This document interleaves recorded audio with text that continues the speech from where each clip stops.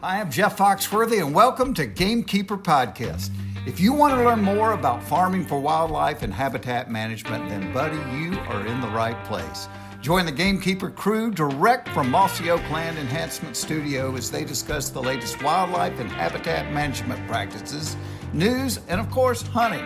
There's no telling what you'll learn, but I'm going to tell you, I bet it's interesting. Enjoy. We are live in 3, 2, 1. All right, There it is. Did you hear that? Boy, I hadn't heard much of that. No. Oh, wait, what is going on? Stop. I don't know. Richie's over there. How are we supposed to concentrate? That's ridiculous. That's the most turkey gobbling I've heard in a while. Oh, now we got the whiners going. And the shots. Yeah, well, bonjour, Dudley. Bonjour, Dudley. How was your trip? It was excellent. Good. Yeah. Wow. Went He's on already a, using those fancy words after his trip. We went on a little pilgrimage trip with the church, Nice. with my church, and visited a bunch of churches and did some other cool stuff. And I can honestly say thought I was going to be angry about missing turkey season the whole time, and I had an absolute blast. Good for you. That's You what's didn't up. miss much. It was 21 Monday morning. Yeah. He Yeah. did not miss the staff meeting all the way from Europe. How about I had that? to say that. But Richie, I don't know where Richie was. Richie? What happened, Richie? I was taking care of some family business. Oh, okay. Kids and braces and Okay. all that. Root Yeah. canals. Hey, you could have FaceTimed in, though, Rick. I could have, yeah. Sure.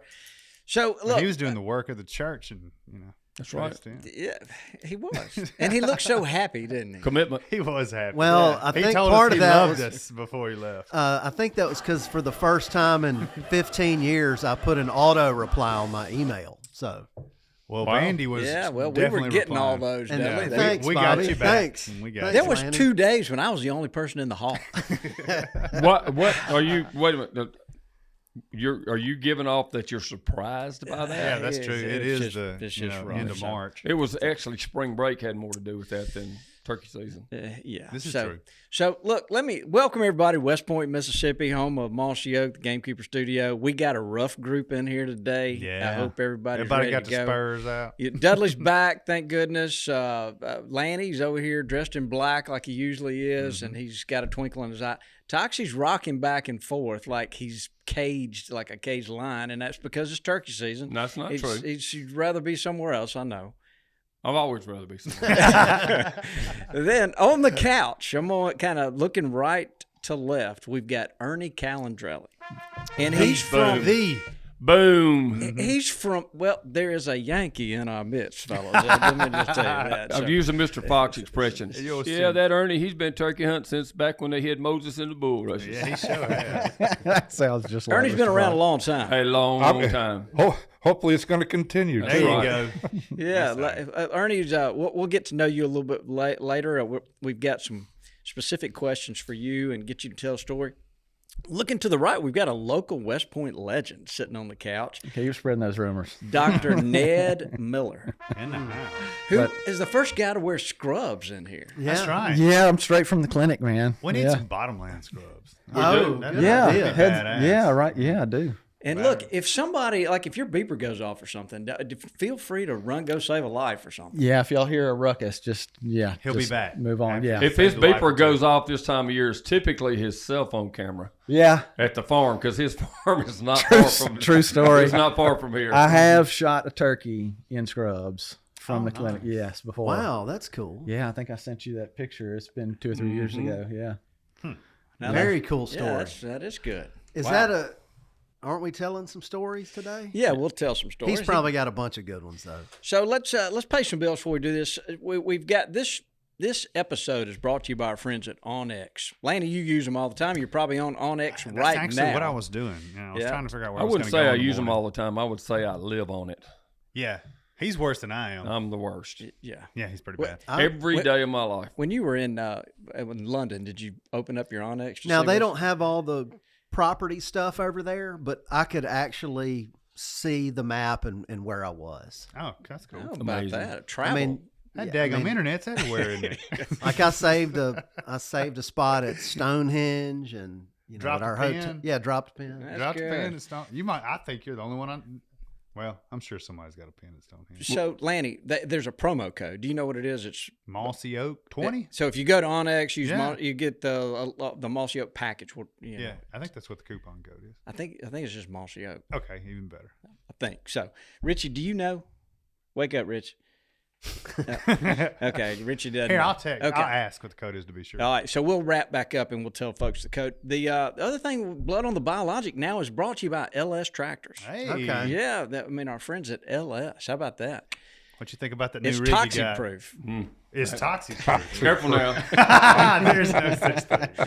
That's only because Bobby doesn't run one a lot, but That's right. it's Bobby proof too. They pulled up in this big. They are. I will 18-wheelers. say this: I've only run one fall, and I've looked it over, and I've had a couple people work with and for me that are very, very skilled at understanding equipment, and everybody I know is super impressed. That's not just to say that because they're That's right. partners with us now. They're really well made equipment. I'm excited about it. It's a great machine. So there was a small one with a belly mower, and I'd planned on doing some mowing with it here in the next week, and all of a sudden it's gone. It's at the nursery. We're putting up a shade house with it. Okay, all right. I just making sure somebody didn't steal Look it. at Bobby getting all territorial. Look at it. I about the like tractor. Yeah, it. wanted to He do a needs a little- little low tractor like that.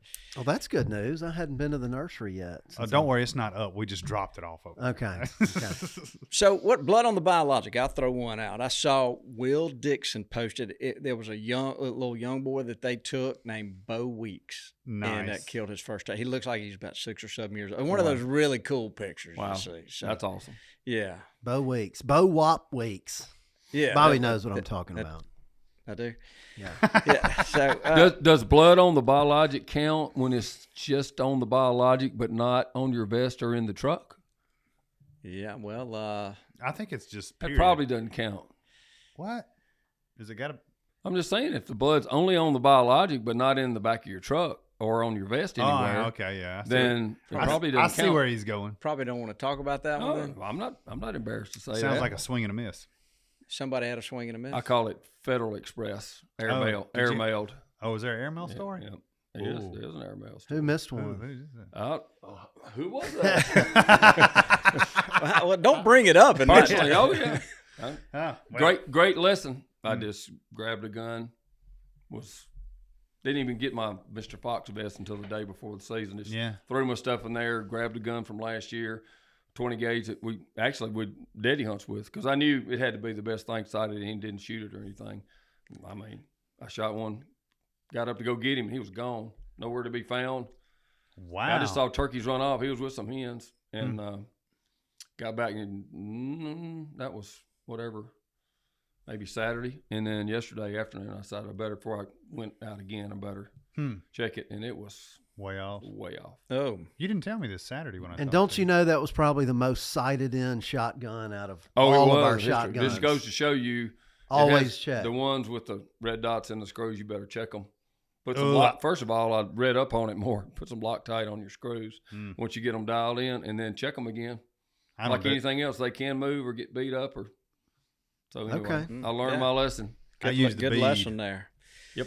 So Brent Briggs. Yeah, just I was killed going to turkey. bring that up. Yeah, Brett Briggs. Daniel Hayes. And Brent Brent Briggs, Briggs. too. Hey, Bobby. Yeah, both of them, and Daniel Hayes. Daniel Hayes. Daniel Hayes. Well, I was waiting on you to bring That was one his up. first with the.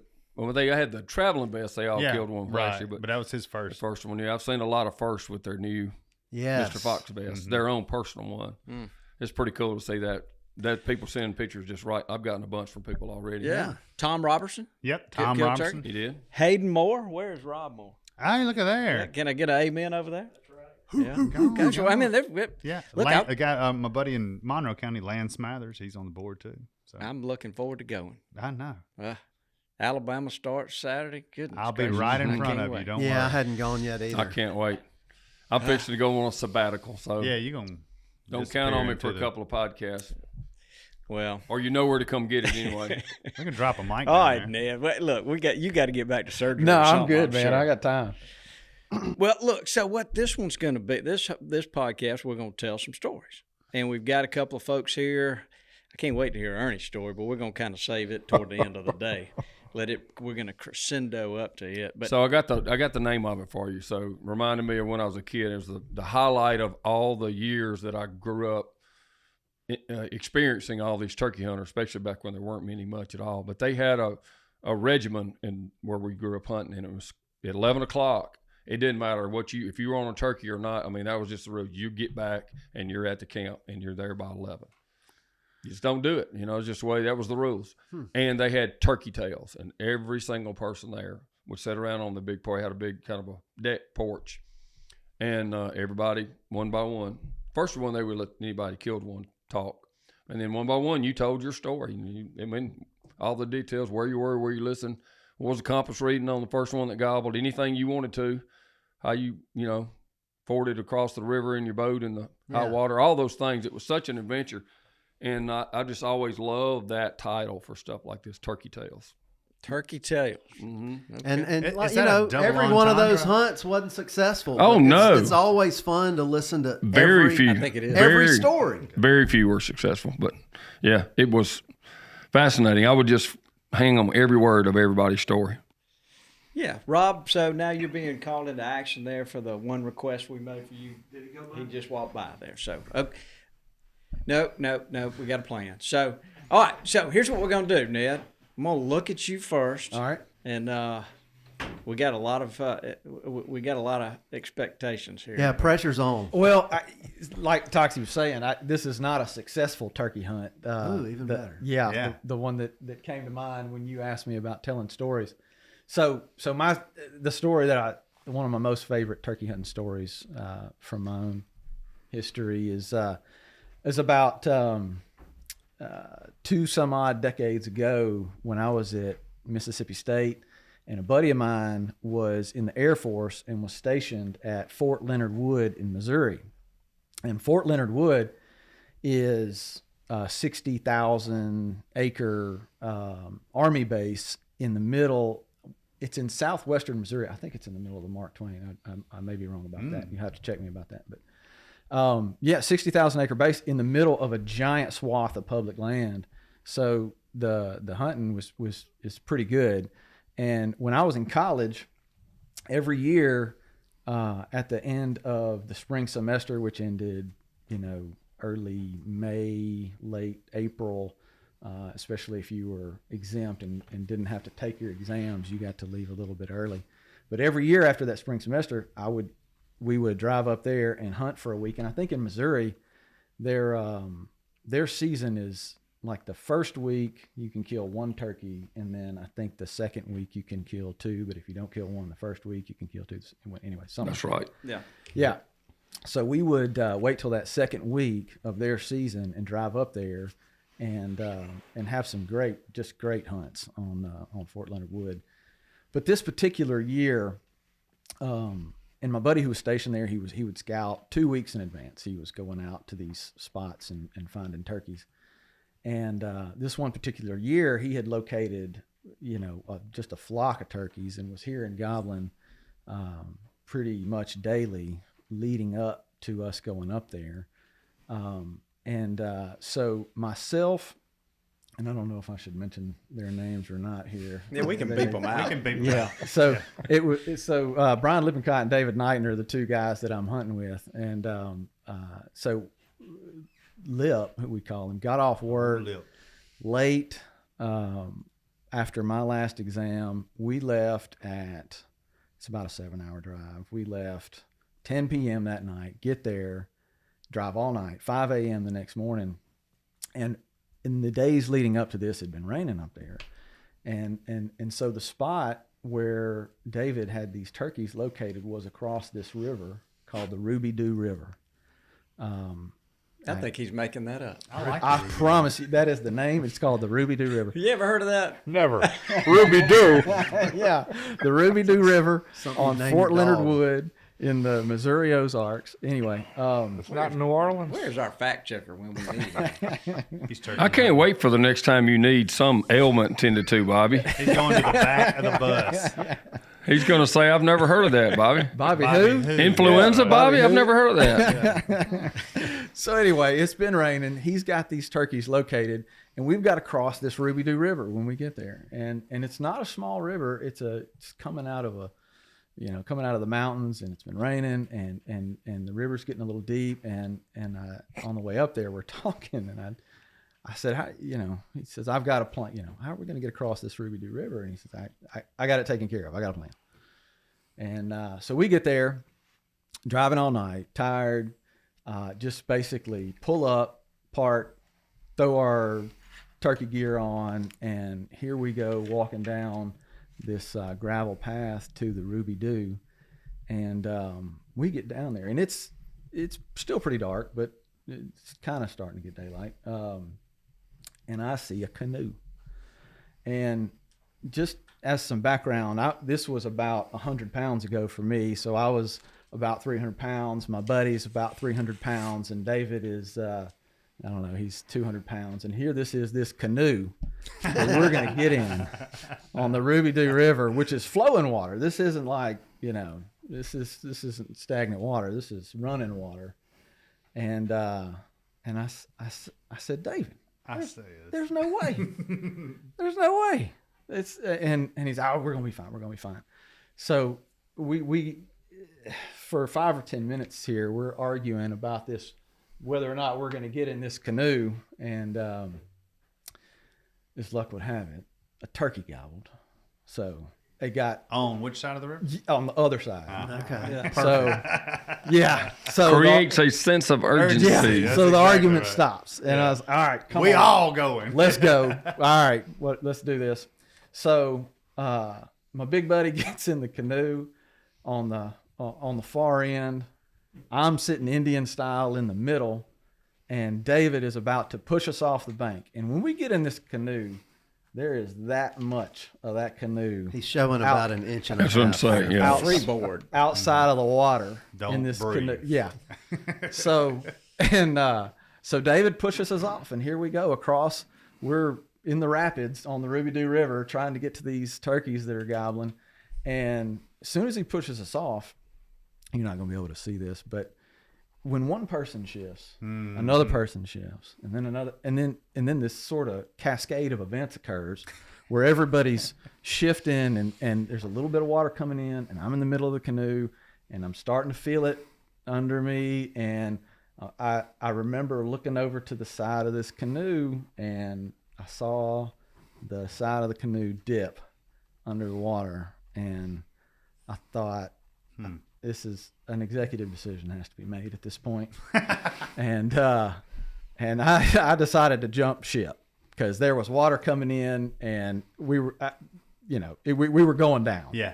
So I spring out of the center of this canoe, and as soon as I did it, the canoe just down the creek. So David's underwater, lips underwater, guns going everywhere, cameras, gear flying all over the place. It's still pitch black dark, so we can't really see anything, and the canoe's just gone. So here we are in the rapids on the Ruby Doo River, trying to get across to these turkeys.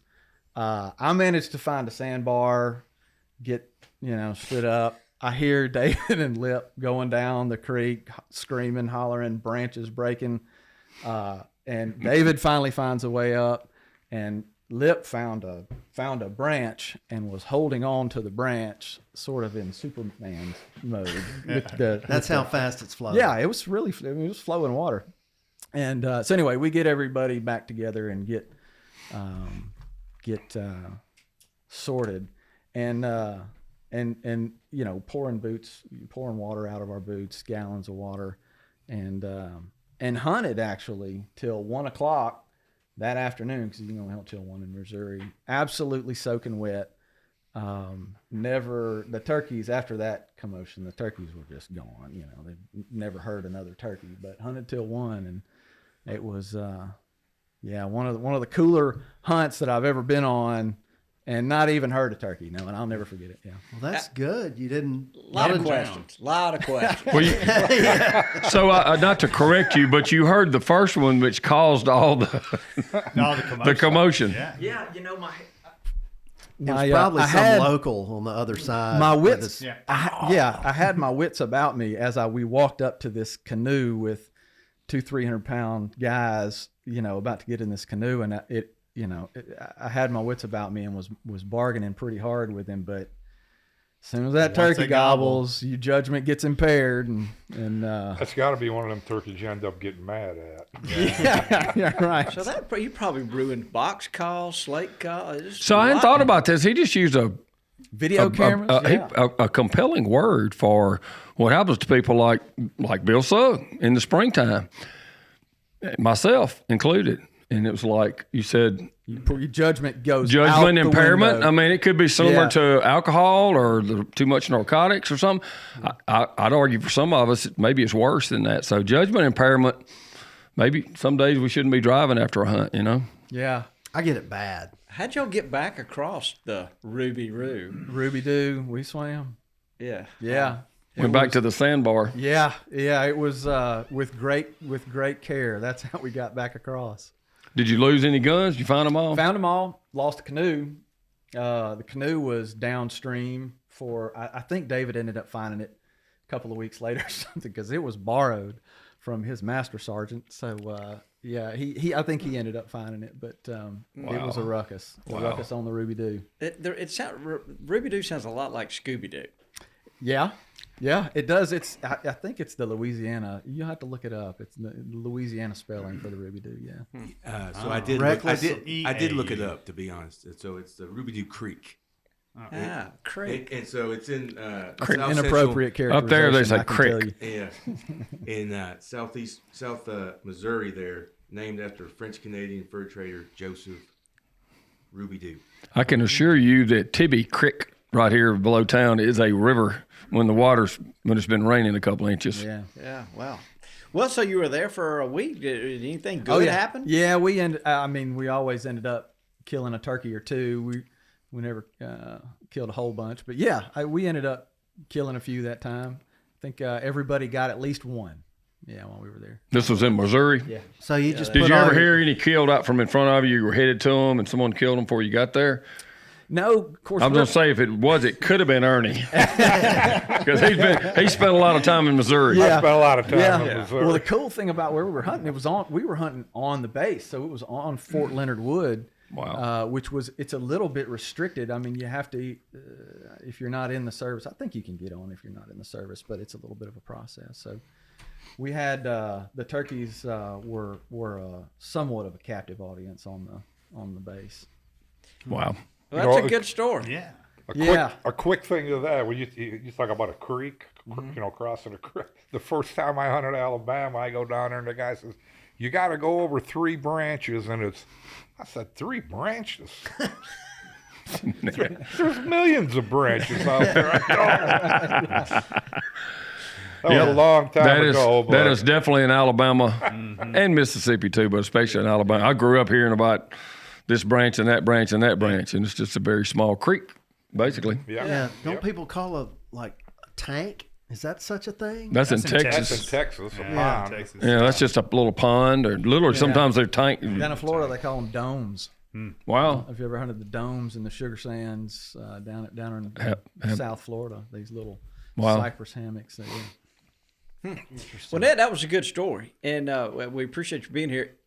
We've had we've never had a doctor in here before. This is really. You're welcome to stay as long as you want to. Yeah. If your beeper goes off, feel free to get up. Got a little bit of time left. He's by the way, did you mention blood on the biologic? You never let him say, we're all talking about it. So up. Yeah, we found one. I found one opening day. I don't know that I've ever killed an opening day turkey, but this year it happened. I don't know if it was the luck of the fox vest or what. But Yep. First picture I got was a dead fox vest turkey, other than, of course, always and forever likely to be Jason Hart. But other than that, he kills one every year within a minute of his feet hitting the ground in South Florida on the earliest day possible. So I'm going to say he's I'm first. not that hunter, yeah. He's first in the company every year forever, probably. Well, yeah, and it was cold, like you said. It was opening day in Mississippi this year was cold. Yeah, duck. I broke more ice Monday morning trying to turkey hunt than I did in duck season. Wow. Well, Ned, thank you, and stay as long as you want to. So y'all may have heard the door creak open, and we've got to start locking that door. But Bill Sugg has slinked in here late, as I might add, and then now he's sitting there with a microphone right beside him. So at some point we're going to get a story from Mr. Bill, but thank you for being here. Always glad to hear Bobby. And you said you never had any doctor here before, but I'm looking around at this illustrious crew, and there are several doctors of pontification here, certified. Yeah, there probably are. So, All right, so let's well, while we got you teed up, and you got a grin on your face, have you got a story It's you want to turkey tell? season. Yeah. Keep that grin, hopefully all turkey season. Well, hopefully. Yeah. Good to see Ernie. Oh, good to see You're you. going to become a regular down here, I'm Ernie. telling were you, here a I've been couple of weeks spending more ago time for the down Fox here Fest. more time down here than home. You're always welcome. You know that. I appreciate it. Love it down there. Yeah. Well, mine is a couple of short stories. One in particular, everybody knows it for many years, probably 15 or so. We've been blessed to support a charity down in outside of Jacksonville, Florida, called Seamark Ranch. And we've been involved. We've helped support them with providing camo for a turkey hunt they do to raise money for that ranch. It's done on a place called D-Dot Ranch. It's outside of Jacksonville, pretty well known in that area. Large acreage, great habitat for wildlife, but particularly for turkeys, well managed. First time we went through the day, Toxie may have been the one to coin this phrase, but we call it Jurassic Park for turkeys because it's really just a neat, special place. And like so many places, it's the people that make it so much fun to go to and the friendships that develop. But they do an amazing thing to raise money for this Seamark Ranch that Mr. and Miss Dan Davis, who helped sponsor and help get that charity, that home started for boys and girls. They're very giving people. Keith Kelly, who was one of our turkey thugs. Ernie, you know him well. Oh, yeah. Keith manages that place, and he told me he's going to retire in about a year and a half now. So he's that's good. looking forward to that.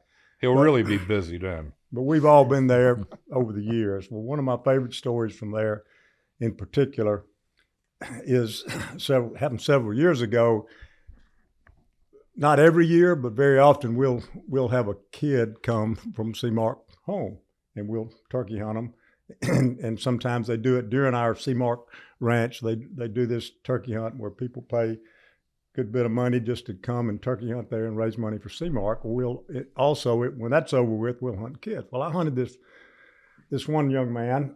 I'm sort of like you, Ed. I can't remember his exact name, but we had hunted him that morning, hadn't heard a turkey, so we were riding around and trying to find turkeys, and located one sort of down a long road, 200 or 300 yards, a bend, and there's some woods, and made turkey gobble. And we set up on the side of the road. And we started working the turkey, and he's gobbling, and sure enough, he pops around that bend, and for 150, 200 yards, he's strutting the whole way. He's coming. And we had coached the young man and told him how to hold his gun and be still, and I'm sitting right by him, and Jacob's behind me filming, and Keith is back there, and turkey's coming, he's gobbling, the excitement's building, and I see a little movement, and turkey gets to 100 yards and 75 yards, and he's steadily coming, 50 yards, 35 yards, 30 yards, and the gun barrels doing like this. It's weaving, and I sort of steadied him and said, calm down. He said, Mr. Bell, I'm about to pass out. I said, well, don't pass out till we shoot. Pass out. I mean, the turkey walked right in our lap. It had to be 15 steps. And unfortunately, he shoots and the turkey flies away. But I'll never forget true excitement. I mean, he literally was about to faint. I mean, he was so excited. Never seen anything like that in his life. So many of these kids come from tough backgrounds, and they're not introduced to the outdoors and take it for granted like we do. So I don't think he'll ever forget that either. That was a great hunt. Yeah. Very cool. That's a cool experience, especially when you see a kid do that doesn't know that feeling exists, like that extreme shaking. Yep. And it'll get you. Yeah. And I'm looking at Tox, and I hope you're going to tell the 11-0 story. Actually, yeah, that probably, I was thinking, I had something else to talk about, but if you'll let me say one other thing than that, I definitely want to tell that story. Oh, my goodness, Bill, did you have to bring that up? No, this is like, there's two people that it's extremely appropriate to kind of talk about. And one of them today would be my dad, Mr. Fox, who kind of started about all this. So if you weren't here, I was going to steal you. Oh, yeah. No, that's a good one. That's probably my favorite as far as the end game of it. So about 30 years ago, at least. Yeah, just had the one office in one little building downtown, and my office is right. I had a back door to my office into the parking lot, so if anybody pulled up, I could hear them out there and all. So one morning, kind of like this morning, it was drizzly and raining, and it was on up in season a good bit. And I didn't go, but I was up there early. I'm a morning person, and I heard a truck pull up out in the back. So to background that story, we had a lease here called the Cotton Mill. We don't have it anymore. In fact, it's been sold to somebody and actually clear cut. A lot of good memories there, though, and that's what really mattered. But all of us could hunt out there. I'd been out there. Bill had been out there. Bob Dixon, Cuz, Carsey, especially Bob. Bob took it on as a challenge, but there's these two sloughs in the middle of it, and in between was some big, open, beautiful hardwoods. And, the other sides were kind of brushy and stuff, but who knows if it was the same turkey, but there was only one turkey that ever gobbled there. Of course, he always had some hens. Mm-hmm. And I think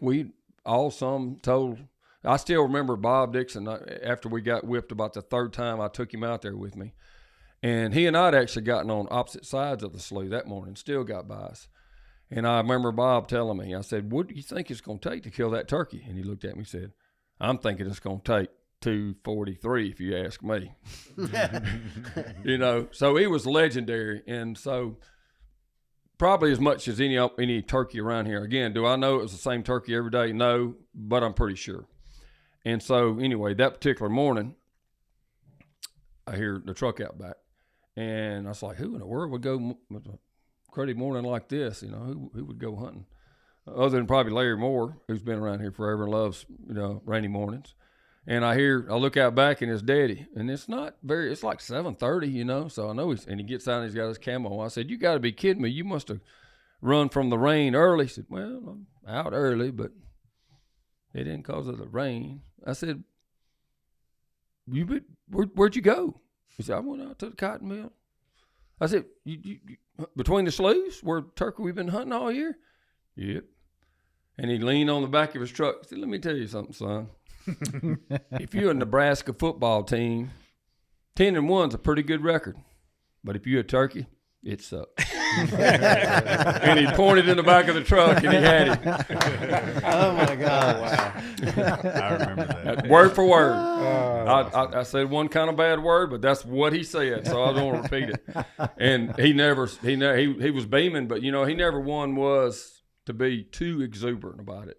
Or too down if it was a bad day, either one. He kind of kept things within. But he has still to this day, even when in the waning days, he has that wit that he creates on his own. I could write a book on all these little sayings that and it's not he picked them up from somewhere else. He just has that gift of giving them. So the other person, and I've met quite a few. I put some of the people in this room. I put Cuz along with anybody I ever met. But I would say right there with my dad, and having that instant wit ever. And I just want to say this isn't necessarily a tale, but a tribute. Today is Bob Dixon's birthday, and it's 20 years. And if I get choked up, it's literally today, and some of the stuff I've seen from his kids already. It's one of the people that is so not weird. It's kind of special, actually, but every year that goes by, it's like I'm missing more. Of course, you go through the year, and someone's been gone a long time, and you just kind of move on with life. You have to. That's what he'd want us to do and all. But something about this time of year, and Will has kept it special. But what I always remember about Bob is he made the biggest deal about he'd never killed a turkey on his birthday, the 22nd of March. And every year he would always, knowing I'd had a good spot, especially back in the day too, Chris Hawley, living there on Uncle Bud's farm, he had good spots, and he always kind of be, for a week or so. He was a master at I never have killed a turkey on my birthday. He would just always kind of be, never whined much about it. He just always kind of like throwing it. Like he said, I just throw that lunker lure out there and reel it by, hoping you'll bite on it. So I can't tell you how many times I tried to take him. I remember taking him with Chris Hawley twice, and he never did get to kill a turkey on his birthday. And so, it's just one of those things that we remember. Last year, the first person to kill a turkey with the fox vest was Will Dixon. He went with Neil. Neil actually arranged for Will to come up and hunt Mississippi because Alabama season was not open last year on the 22nd for the first time in his life. And so he arranged for Will to come up. They hunted on a place I had leased down in Noxubee County, and Will killed a turkey on Bob's birthday. And I was, that was pretty special too. But the day that we buried Bob was in April, and it was down there, not far from where we had that hunting club in Camden. It was near Greenville, Alabama. And so we all spent the night at Portland, and we're going to turkey hunt the morning before the funeral. And I still remember going out up near the big lake on the hill, Lanny, wherever the prairie, and 3 turkeys just absolutely, I can't ever remember in Texas anywhere 3 turkeys gobbling any more than those 3. From black dark to fly down to in front of me to behind me to sideways. And they were probably I could have missed them, but easy gun range for probably 20 minutes. And there was always 2 or 3 hens blocking them whenever I had a shot.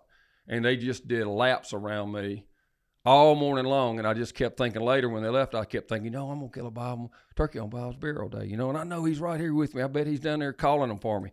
Well, when the turkeys left, I'd say, that's just like Bob. He's probably snickering at me right now. That's exactly And so today, I had the same thing. I didn't expect to hear a turkey. It was raining. I was going to go back, and I hear a turkey way off, and I get up down there, and it's a place I hadn't heard one in years on our place. And, had a bunch of hens. Lo and behold, here comes hens fly slew, and then he flies over, and he's coming, and he's fixing I had my gun up, and he comes out, and right when he steps out, having missed one already this year, I was just going to be real careful, and this Jake steps right in front of him.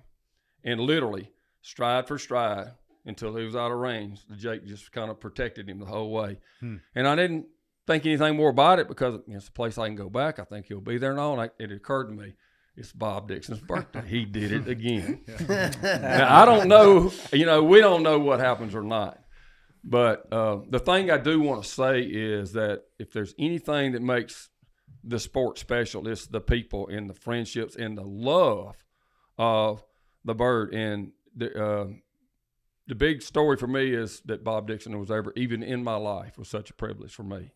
And the formative, there's a lot of formative people on the business of Mossy Oak, and the very, very wide diversity of success we've enjoyed. It's been the greatest blessing beyond something I could ever dream of. And so there's a lot of people, but at the top of formative of the culture, which is what makes it more special. If we've got this competitive advantage at all, it's the people, it's the culture, it's the Bobby Cole, don't take yourself too serious or I'll poke your bubble with a pen. He was so formative in that. He made such a difference in my life and everybody's here. And so if I could just get that message to everybody that loves the turkey hunt is enjoy every day like he did. He almost never had a bad day. I think when he had a bad day, he was just faking it to try to get a hunt out of you or something. He really almost never had a bad day. And, like I said, at his funeral or at his wake, likely wouldn't even be, just like Mr. Bill Sugg right here, it probably wouldn't be a Mossy Oak without him. So that's my turkey stories. Yeah. Wow. My blessing of getting to run by Bob Dixon. Big words right there, guys. That really is. And so, wow. Yeah. Kind of hard to follow up with that, but we got to. I'm going to start sleeping in on the 22nd, I think, now, though. We got to keep this thing. We got to keep this thing moving. Ernie, just hang on. Well, we're saving you for last, so don't go anywhere now. Lanny, I'm going to look at you. We'll move down the table this way. I'd love to hear a story. Well, I'm gonna tell a story that happened not too long ago, and just to relive it for myself. So probably maybe it won't happen again. I guess is the best way to put it. So I don't know how many people, I've had the pleasure of hunting with a lot of people here. I don't know how many people have spent much time with Bobby Cole. But let me tell you, he likes to get in there early.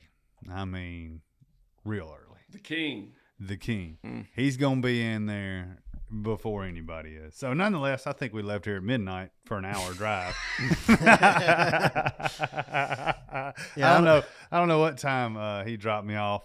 But I do remember saying, it is so dark that I'm going in this pine thicket and I'm going to sleep. So I slithered up in there and made me a little pillow out of pine needles, and I went to sleep. And when I woke up, there was a turkey gobbling. And I was like, that's a good feeling. oh man, it's a great feeling. So I, woke up from my pine straw nap. I don't get to hunt. We don't hunt solo very much, but I was actually by myself this morning, and this turkey was fired up. I mean, was ripping it. And I was like, oh, this is what it's all about. Made my first little move. And of course he didn't do what he was supposed to do. And continued to stay, I believe, in his stage, where his stage was, and wasn't making a move. And I did the old come at it from this way, come at it from that way, come at it from this way, and it, Imagine that. Yeah, man, that was in the first 10 minutes, Right. I mean, no, I actually took my time with this one. And then finally I was like, I have got to just get right up in his wheelhouse. I hope I don't bump him. So he got quiet, and I slipped in there as tight as I thought I could get on him. And sat down, and I heard a turkey spit, and I was like, "Ooh, he's close." And I'm like, I don't know how close he is because I can't hear drumming. I don't hear drumming, so I'm hearing a turkey walking. I'm like, well, the only thing I can do is really soft yelp, and I soft yelp, and he gobbles 3 yards from me. Is he behind you? Where is? No, right in front of me. There's a bunch of thick stuff is in some of those SMZs. And you know how the water comes through there, and it all the sycamore leaves get stuck on the small branches and stuff. So he was just behind one of those, stepped out, and 3 yards from me, just gobbles and looks me straight in the eye. And I'm right down on the bead on him, and I smooth missed him. That's easy at 9 feet. Yeah, I got too close. Yeah, I got too close, and then I missed him again. And then I missed him again. So they'll make you stupid. I do remember that morning. You Yeah. can actually look in the Fox Fest log, and that hunt's in there. Oh, that was last year. That was last Yeah. year. Oh. Right. So I remember that. that was a good. P.S. That might have been the Yeah. first miss in it. Yeah, I probably may have been. No, I didn't have the vest on. Bobby did. Okay. Now I went back with the vest, and I Okay. Yeah. But I got him. I got a P.S. to my story. It said, "Did I mention Lanny missed?" Yeah, I remember that was that morning. Wow. So it was probably. It's the misses are good too, but so. Takeaway: don't let them get that close. No, do not. And if you think a turkey's within 10 yards, don't yelp at him. That's not real smart. So, and by the way, the next podcast we do is going to be on misses. So you guys be thinking about. I'm going to tell a story Well, about everyone- killing one. Then. I've already talked about has my there one been- in my whole I'm life. sure you got know, more than I've one, earned it. Yeah, a lot of these have already been unsuccessful hunts that ended up being a great story. Well, So come on, that's a Dudley, tell us success. one. That was a good one, Lanny.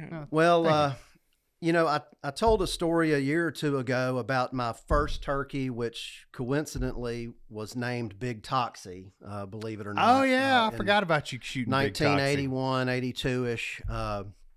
And I had another story prepared, and that story I actually peppered another human who happened to be across the field. So if you want to go listen to that, go listen to that. The story I was going to tell today was about the time that a man almost shot me when I was turkey hunting. And since I don't really have a lot of good stories, I think I may shelve that and tell my story from today. And so I went on this trip. We talked about it earlier. Went with the church over to England and France, and came back, and I missed out on the whole Fox Vest thing. Amazing event. I left, I think Friday, the day, when people started showing up to camp out. I had to Literally leave. Woodstock for turkey hunting. Yeah. Woodstock it for was. turkey Yeah. hunting. A lot of It fish was. fans. You would have just. Yeah, I know. Jamming, bruh. My feelings were hurt. I saw a few people off in the distance when I was driving away, waiting, some faces I recognized from NWTF convention and such. But anyway, I go and, employees got a chance at a vest. And so I had to wait that whole week and a half I was gone about, Is there getting going my to be vest. one left? Or Is did there they going to be forget one about me? left or Yeah. whatever? Yeah. I think my name was on the list. And anyway, I hadn't really thought about a number except, we've talked a lot about how, especially me, I think that in some way birds can be attached to heaven. and we've all heard stories about that as well. Oh, you have a great story about that. And I even have a couple more. But so this time, Jason McKellar, he had been on a trip to visit his brother-in-law, and they went skiing. And he just got back too. So we went to the store. I happened to be first in line. I paid for my vest. Jason paid for his. And then we go over to the warehouse. It's like this big ordeal. You have your to highlighter sign out, your initials and all of that. Bill's got some protocol. Somebody in place comes down out of there. a What's room going on? and goes and gets your vest, and it happened to be just random. So Chris Davis goes to a box and gets a vest, and I'm thinking, well, I paid first. He'll probably hand it to me first, and so he hands it to Jason instead. And anyway, I get handed mine next, and anyway, we immediately both look at the numbers, and I didn't really recognize anything, and I wasn't really thinking about a number. I was just glad to have one. I got 0128, and Jason got 0127, even though I paid first, whatever. But so on the way back, we were thinking like, well, if you get a significant number, whatever, maybe we can trade. And I was thinking, well, I don't really have one, and so we'll just keep it as it is. And right when I walked in the door, I realized that 0127 was my late dad's birthday. Oh wow, So, That's heavy. that is super heavy. and so really, if we were going in order of how we paid, I would have gotten 0127. But since me and Jason are so tight, we didn't really care or think about it. So he had that one, and when we got in, he offered it to me. That's And cool. so That's a great story. I kind of Hey. lost it for a minute, and Yeah. so That's cool. That's heaven cool. and birds are connected. Welcome back home. Dudley. Moral of the story. Yeah, no doubt about that. 0127. That's Yeah. it. How about that? Yeah. Wow. I don't know that I've ever had any turkey connected to heaven stories, but I've had several that are connected to the devil. Okay. Yeah, me too. Evil. Yep. So I was going to tell a story that tied into, we've got a friend at Alabama Farmers Co-op, Al Cheatham. Yes. And many years ago, Al and I went to Florida on a turkey hunt. Al just kind of fell in love with turkey hunting. Now, that and duck hunting was what he enjoyed doing. And I was down there trying to get him a turkey. And we were hunting on this place that had orange groves and then these canals and then big cattle pastures. It was really gorgeous. And we'd walked around all morning and hadn't heard a turkey gobbling, and my lips kind of poked out, and got Al, and he's on deck to shoot. And we're standing there, and there's this canal that's about 15 yards wide, and I have no idea how deep it is.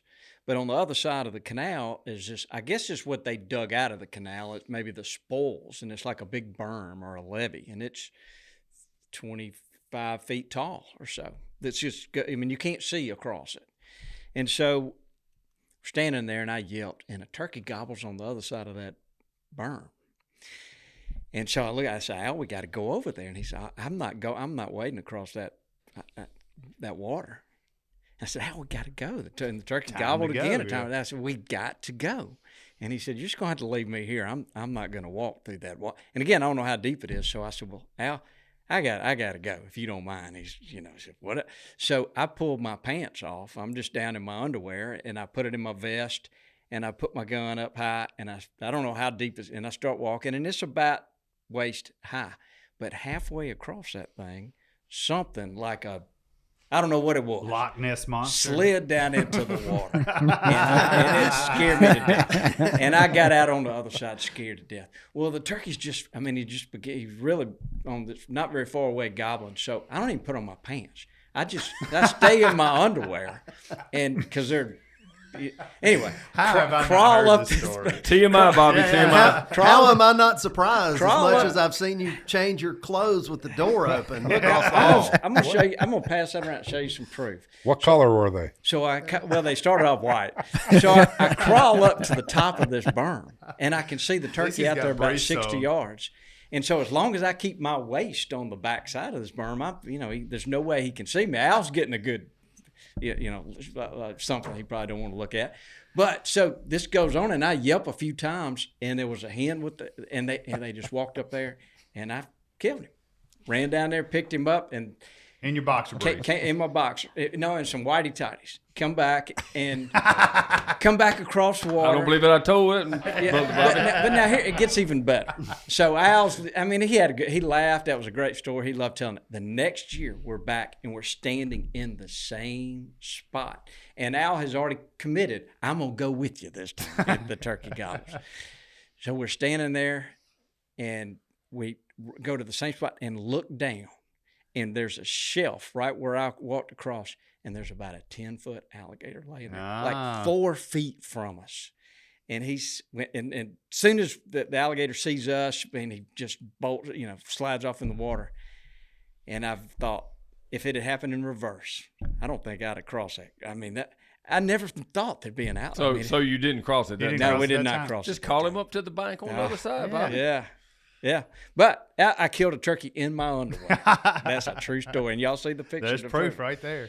Where's the camera when you need it? That's right. Oh my goodness, that was a lot of fun though. So That's a good one. That's a good one. all right, so Ned, you've told your story. Dudley, Toxie, you've got. Play the horns. Let's Here we go. Yep. The man himself. Is it my turn? It's You finally gonna let Ernie gonna be talk. your turn. Man. Can I tell a couple, 2 or 3 short ones? Well, yeah, and tell us a little bit about yourself. I mean, they said I'm you're Ernie Callendrelli 85, from 89. Lewiston, New York. I'll be 70 in 2 weeks.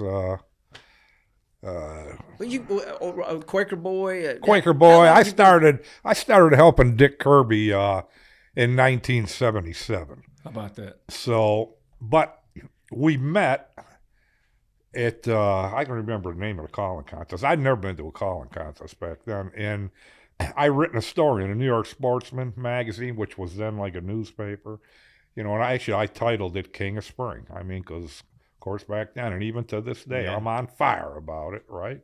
Mm-hmm. So I write this story, and right where my story ends, the article I write is an ad for a turkey calling contest. Well, heck, up there, we wouldn't even know. I didn't know of such a thing. Some people up there did.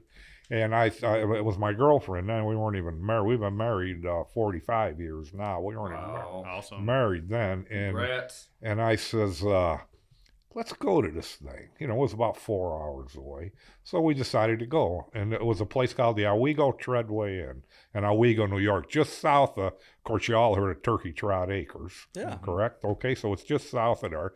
Actually, that's where I met P. Claire that owns that. But I walk in the door, and of course, I'd heard of some of these people, but first person I meet's Ben Lee. You know what I mean? I walk in, and of course, you guys that knew Ben or knew who he was or how he was, it was as soon as you met him and talked to him a little bit, it was like, your best friends. Jim Clay, Kelly Cooper's there. Then finally, at the back a little bit, I run into Dick Kirby. And that's the first time I ever met him. Here he only lives 40 miles from me. But, we started a relationship right there. He had all these calls. He was the most generous man I ever seen with turkey calls. Here, try this one, try that one, try this one, try that one. Back then I was running a Penn Woods call. And so he says, and I'm running it. He said, you got to get in the contest.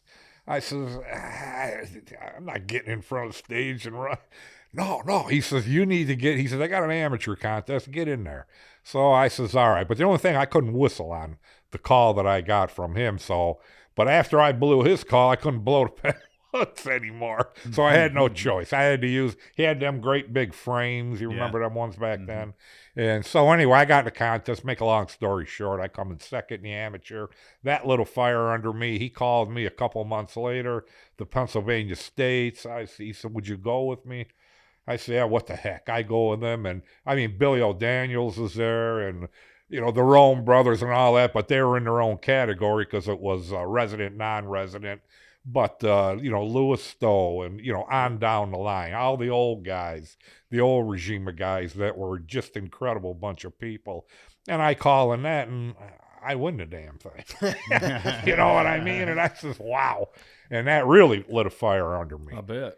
But anyway, so that's where I came from. I started helping Dick in 77, where it was then, and we'd go to a contest, and, when the contest was over, we'd open the trunk, and we'd be selling them mouth calls out of the trunk. I guess we were trunk jobbers, wagon jobbers, trunk jobbers, but at least it was good. It was good for me because, Dick paid for everything except my entrance fee because I helped him sell the calls. So that helped me a lot, too. I was a welder back then. Wow. And then it went on, and he asked me a number of times to go to work for him when I couldn't. The pay cut was serious, and I got married in 79, and I says, I just can't go. I can't go. And then finally, I got laid off, and I said, you know what? Lord hates a coward. I said, let's go. And I took a major pay cut. Actually, Chris, if you're listening to this, it took me a number of years to make that up. But anyway, I did eventually get it made up, and I went full-time for him in 85, and I worked full-time for him for 34 years. But now that I'm retired, I'm still working for them whenever they call me. If they need me somewhere or whatever, I'll go. And I love it. And I tell Chris, whatever you need me to do, call me. As long as you're paying me, I'm going. Mm-hmm. So, but anyway, it's been a great run, a good ride. And I was a little bit nervous, of course. I was nervous when I retired, but I'm not nervous anymore because I'm still doing what I did when I was working, even though now I got to pay for my own licenses. I don't like that. I liked it much better when they took care of my license fees. But anyway, it's been a beautiful ride, a beautiful life. I mean, how many people they get paid to do things that people take vacation to do? Mm-hmm. It's pretty hard to duplicate. So. Amen. That's right. But yeah, I still love it. But anyway, I got a couple of, I guess, is that enough, Bobby? Okay. Well, I think I probably know more about you now than I really wanted to know about you. Well, I didn't get into all of it. But anyway. Trust me. That was minor. That was minor. But anyway, Doc, you reminded me of a story that I have to tell here. Now, I had this kid that he wanted me to hunt with him, and this wasn't that long ago, maybe 10 years ago or so, and I says, all right, we'll go. I said, yeah, I've heard this before. They probably ain't got any turkeys. We go in, there was a bunch of turkeys gobbling, but of course, most of them were all jakes.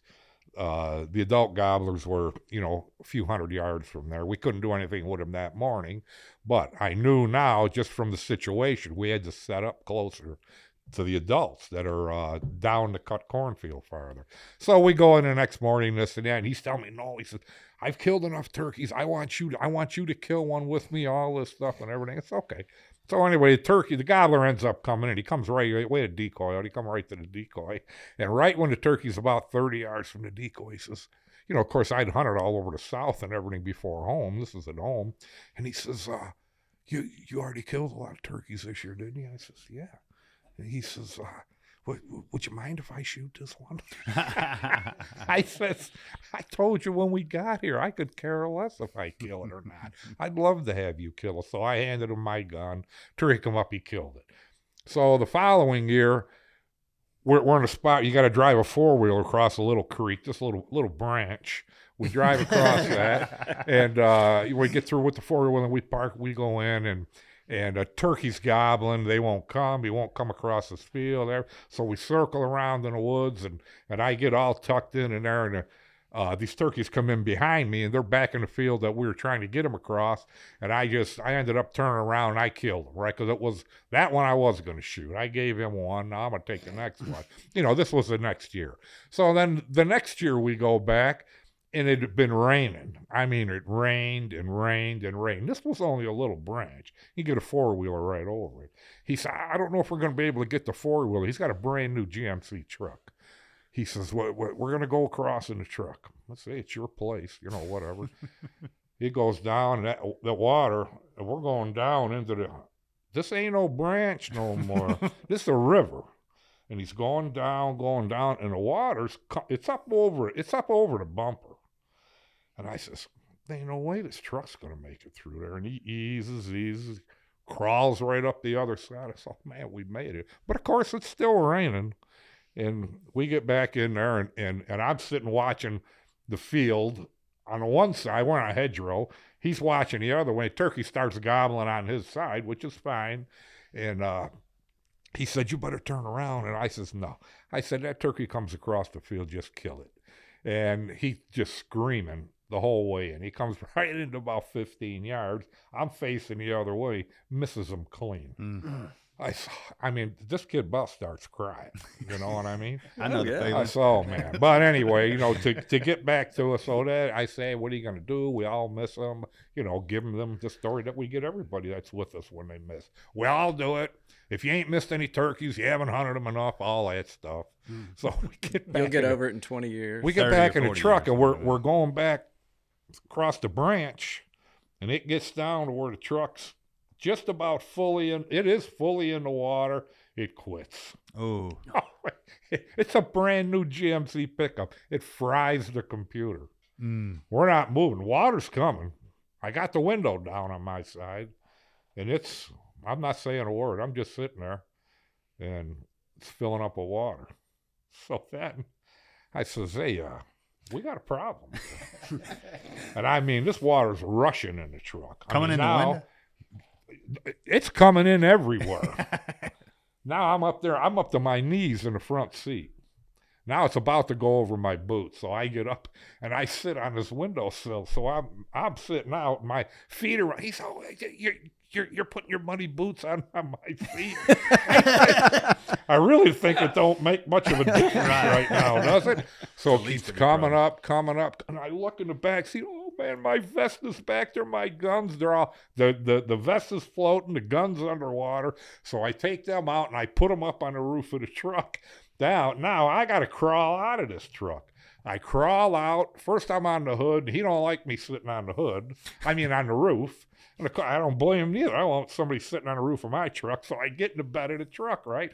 While I'm in the bed of the truck, I got to move my gun and vest all the way to the back of the bed because, I mean, it's about to go over my knees in the bed of the truck. And he says, what are we going to do? He says, I say, he says, "We're going to try to survive. It's only a truck. You got insurance on it. It's only a truck. Don't worry about it." So he's got a call. He gets a wrecker to come down, and this kid's crying.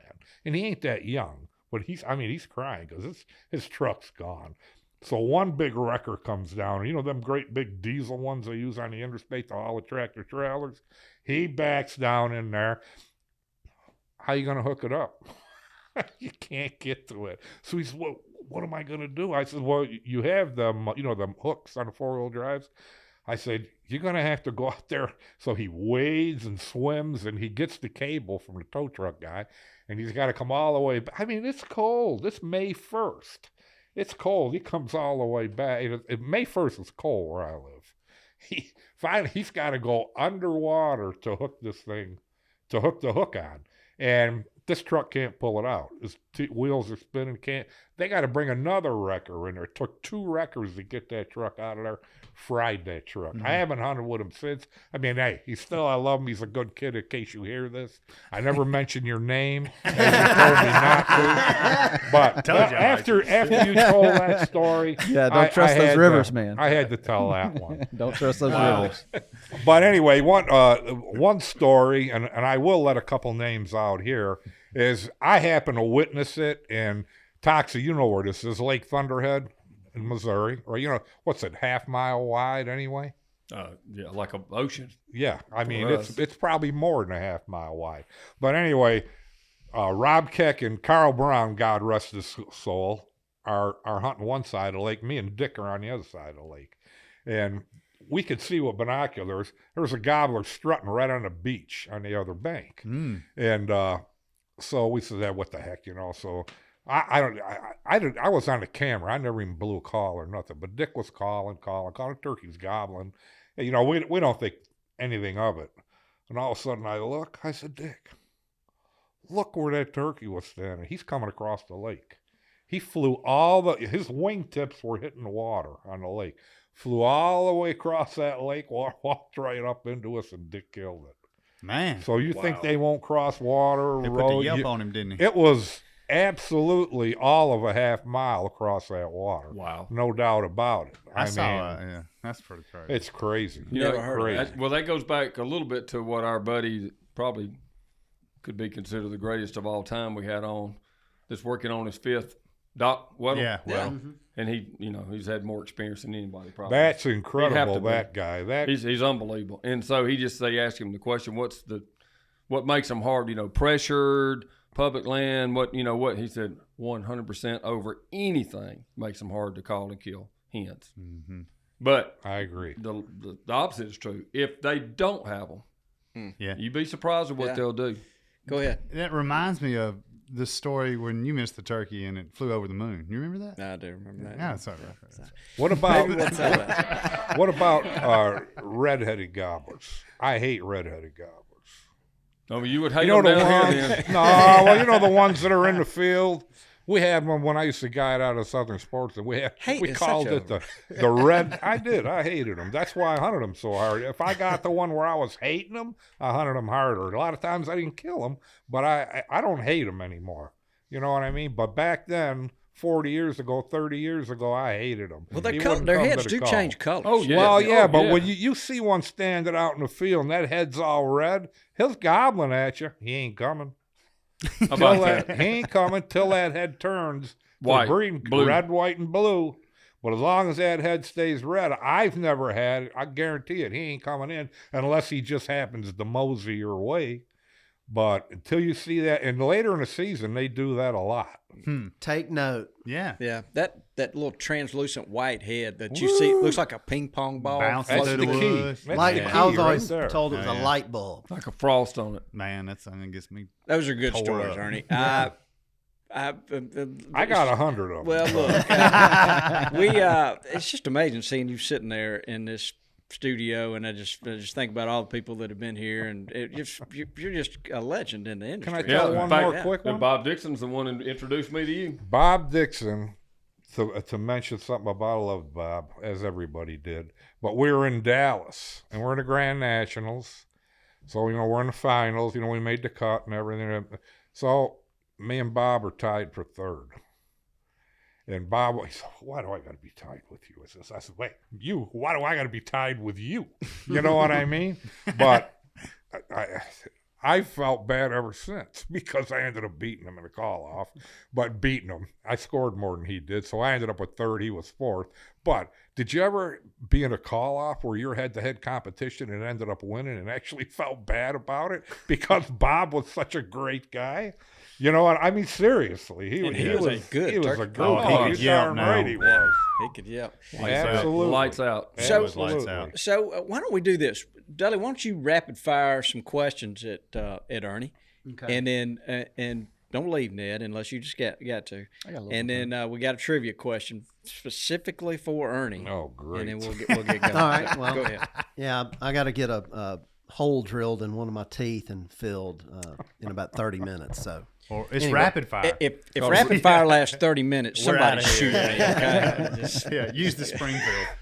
all right, yeah, Ernie, This is brought to Yeah. you by our friends All at right, Springfield. Springfield Army. Armory. you know That's the right. game here. No, I'm gonna ask you 2 questions and you give me an answer. I'll So do my best. And if you don't want, if you can say neither, Okay. Or both. or both. it's just for fun. All right, are you ready? Yes. Eggs. Is that one of them? Good He got the first one right. Eggs. I love them. We got a funny one over here. All right, eggs, fried or scrambled, Fried. oatmeal or grits, Oatmeal. Philly cheese or pork roll, egg and cheese. What the heck is a pork roll, egg, and cheese? I thought you were from the Northeast. I'm from the north. They ain't got no pork roll. That's China. All right, good answer. Deer hunt or fish, Deer hunt. salmon or salmon, Salmon. forced to choose, friction call or mouth call, Both. bottomland or greenleaf, I'm a bottomland guy. big woods or lots of fields. Depends on the state. Hunt fly down until 8 or 8 to 10. 8 to 10. I get that more than any. Oh yeah.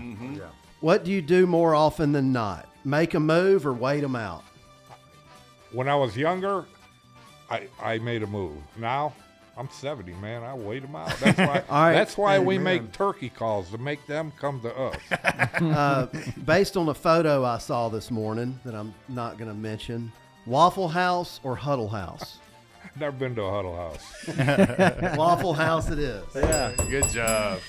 those are good. So, all right, hang on now, Richie. Would you read the question? We've got a trivia question that was designed specifically for you, and if you get it right, one of our listeners who has left a review about our podcast will win a prize. Good. So the listener here is Spook Chad 25. Spook Chad. And their review is, this is the best podcast out today.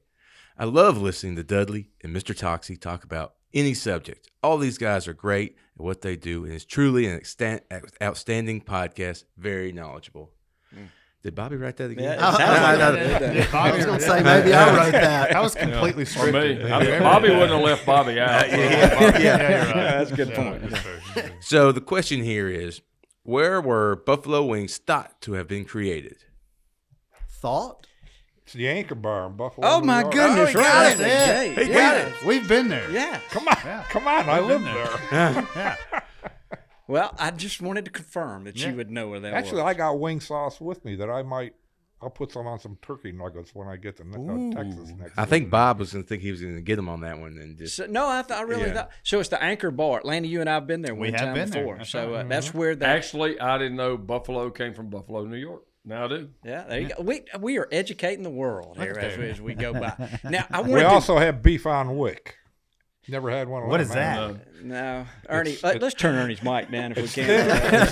It's thin sliced roast beef on a Kimmelwick roll, which I know you guys got no idea what What's a that is. Kimmelwick No. roll? Sounds It's like a a- shish kebab to It's me. a roll with salt and Kimmelwick seeds on the top of it, and they put shaved roast beef, and that's what we're famous for: chicken wings and beef on wick. And you put au jus sauce, like gravy in it, and it's good with like horseradish on it. Oh yeah, now you're Ketchup. talking. Making me hungry. Yeah. Well, Yeah. you ever get up there, I'll make sure you get some. Yeah, that sounds good. Maybe I should have redone my rapid fire. So before we leave, I want to look at Ned. And Ned, let's get serious for just a second. All right. We got a lot of people, different ages listening to us. So Yep. and I'm thinking there's a lot of young men listening to us. So from a doctor, is there some advice that you could say, okay, guys, y'all need to start? Because I think a lot of guys, when they're young, they're like Lanny, they're bulletproof. They don't think about going to the doctor. They don't think about getting physicals or any of that. So what would you tell them? Oh man, we need another hour or two, I think. But I don't eat sugar. Get rid of carbohydrate. So yeah, sugar and processed carbohydrates. As far as this audience goes, I mean, having energy and being able to get out in the woods and spend a bunch of time out there. On that note, just getting outside. There's a lot of popular research these days about the effects of UV light and really all spectrums of sunlight on neuroendocrine systems and dopamine production in your brain, serotonin, these sorts of things. So get outside, exposure to the sun, get your feet on the ground and connect to the outside world. And there are innumerable benefits and you just live a better quality of life when you're connected to the outside a little bit. So Here. for this audience, get your face in the sun, get exposure to the sun. Bobby goes to the tanning bed. Yeah, lot. this Does is that, not does fake that tanning. work? Does not count. Hey, Does not just, count. Just checking. The good doctor's giving us medical and spiritual advice. This is all very in the true. Same tip. This So is very true. not Yeah. to make fun of that one There you at go. all. Yeah. My doctor told me you got vitamin D. He got me on now. I said I'm in the boat all day.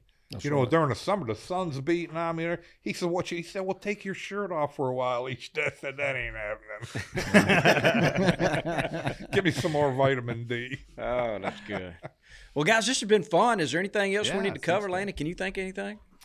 Just everybody, have fun out there and enjoy the season and the bird.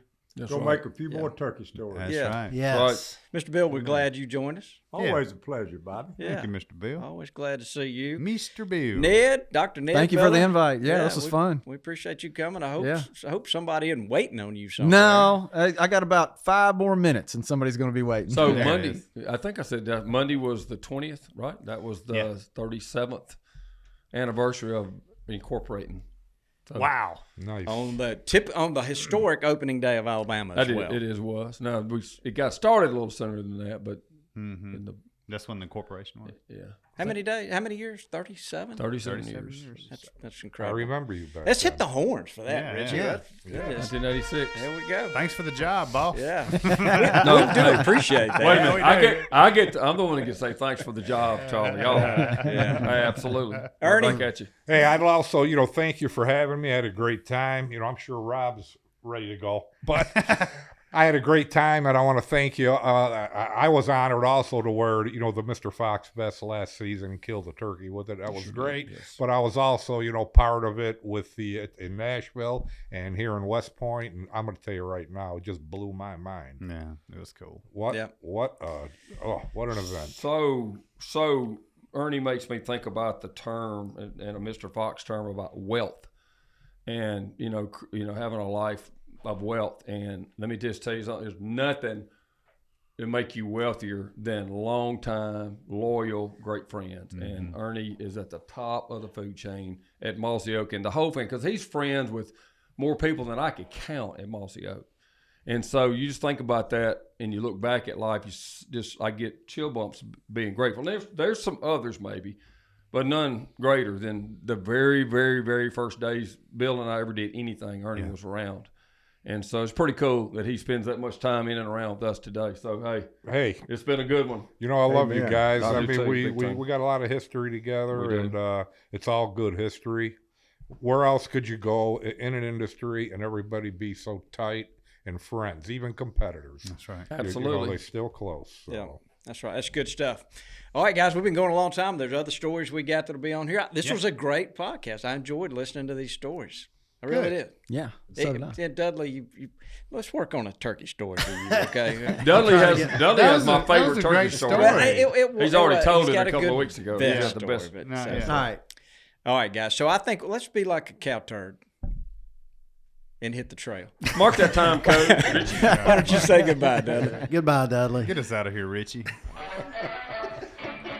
Thanks for tuning in to this week's episode of the Gamekeeper Podcast. And be sure to tune in again. Subscribe to Gamekeeper Farming for Wildlife magazine, and don't miss the Mossy Oak Properties Fistful of Dirt podcast with my good buddy, Ronnie Cuz Strickland.